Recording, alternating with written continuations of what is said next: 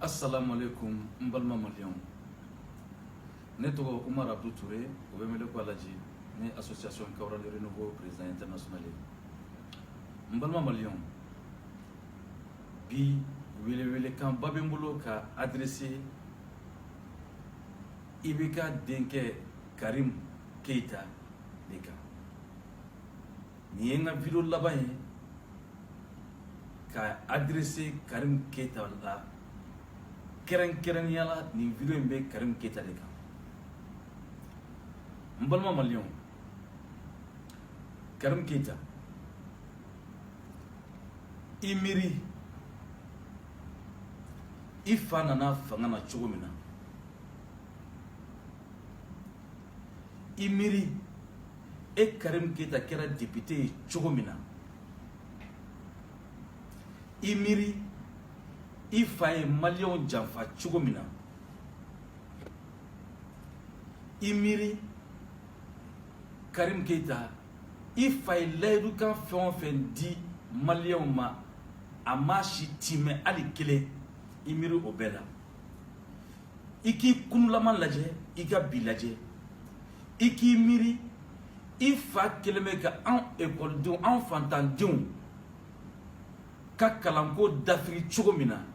a delila k'a kɛ ka tɛmɛ a filɛ k'a dafa sisan ka ɲini ka taa n'a ye année blanche la k'an ka école karamɔgɔw k'u bɛɛ kɛ dɔnbagalafili ye cogo mina imiri o la Karim Keita na na Mali kanu b'i la k'e bɛ Mali fɛ e bɛ maliyɛnw fɛ n'i fa ma fɛn dɔ ye kan ka kuma adresse i fa la ka taa i fa lajɛ surtout i b'a dɔn k'a fɔ i kɛra député ye cogo min na n'i fa ma kɛ masakɛ i b'a dɔn fo k'i sa i tɛ se ka kɛ député Mali kɔnɔ i b'a dɔn sur tous les plans a dɔnni t'i la a fɛn t'i bolo a foyi t'i la a relation t'i la a foyi i ma deli ka don fantanden si jigi kɔrɔ i kun dɔnnen tɛ an bɛɛ bɛ ɲɔgɔn dɔn donc e k'i miiri dɔrɔn i k'a lajɛ k'a fɔ Mali talen filɛ nin kaw la cogo min na maliyɛnw bɛ ka centaine sa faga cogo min na an ka sɔrɔdasiw bɛ ka faga cogo min na yanni i ka boli ka t'i ɲɛsin sɔrɔdasiw ma ka sɔrɔdasiw kɛ k'i lakori ka ɲini ka nafolo di sɔrɔdasiw ma o k'aw protéger i k'i miiri k'a fɔ le peuple malien est souverain i ka da la k'a fɔ nul ne peut contre la volonté de Dieu jɔn de b'a ta kɛ Ala b'a ta kɛ i k'i miiri nin bɛɛ ma i k'i miiri k'a fɔ bi an maliyɛndenw desilen don cogo min na Karim Keita ka kan k'a dɔn k'a fɔ i k'i miiri dɔrɔn ye Burama Touré faga cogo min na Karim Keita kan ka bɔ bi k'i adressé maliyɛnw na k'a fɔ vraiment maliyɛnw bɛ hakɛto ɲini aw fɛ n bɛ yafa ɲini maliyɛn bɛɛ lajɛlen fɛ n'i fa ma mun dɔn kan k'o dɔn i kan k'i fa kisi bi parce que an maliyɛndenw an ye faamuyali kɛ an y'a dɔn k'a fɔ i bɛ k'a ka san kelen n'a y'a kan kunna dɔrɔn an bɛ bu ɲini an tɛ bu sɔrɔ an fana filɛ yɔrɔ min na bi an tɛ sɔn tuguni i bɛ ka se ka an mara tuguni parce que an t'a fɛ a dɛsɛra a dɔnni t'a la bilen a kɛwale t'a kɔnɔ wa a mɔgɔ t'a bolo i k'i miiri o bɛɛ ma i k'i fa sauver k'i ka kabila sauver ka maliyɛnw sauver i ka se ka t'i fa fɛ k'a f'a ɲɛna a ka démissionner nin video in cira Karim Keita de ma kɛrɛnkɛrɛnnenya la i ka se k'a fɔ i fa ɲɛna vraiment an maliyɛndenw ko a ka fanga bila n'i nana fanga na i nana maliyɛnw de ye na maliyɛnw ko k'u t'i fɛ i kan ka fanga bila parce que bɛɛ bɛ se fɛn dɔ la dɛ an tɛ kɛlɛ fɛ an ka jamana kɔnɔ an tɛ foyi fɛ na hɛrɛ tɛ an maliyɛndenw bɛ se ka lafiya cogo min na o kosɔn Karim Keita ni n ka welewele laban ye k'a ɲɛsin ma n ma deli ka ni ɲɔgɔnna welewele k'i ma donc ni n ka wele laban ye ma k'a ɲini i fɛ i k'a kɛ Mali kanu kosɔn k'a kɛ Maliba in kanu kosɔn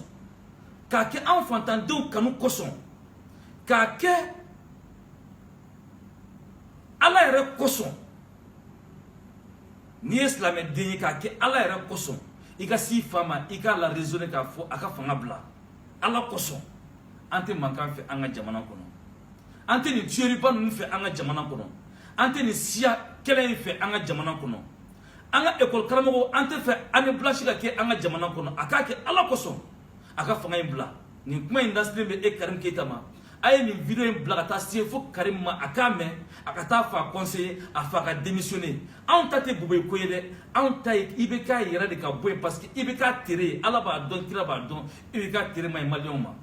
o kosɔn n ye nin video in kɛrɛnkɛrɛn k'a lase Karim Keita ma i k'a kɛ ala yɛrɛ kosɔn i k'a faamuya ni faamuya cogo ɲuman ye i ka taa se i masaw ma i k'a f'u ɲɛna u ka fanga bila ala kosɔn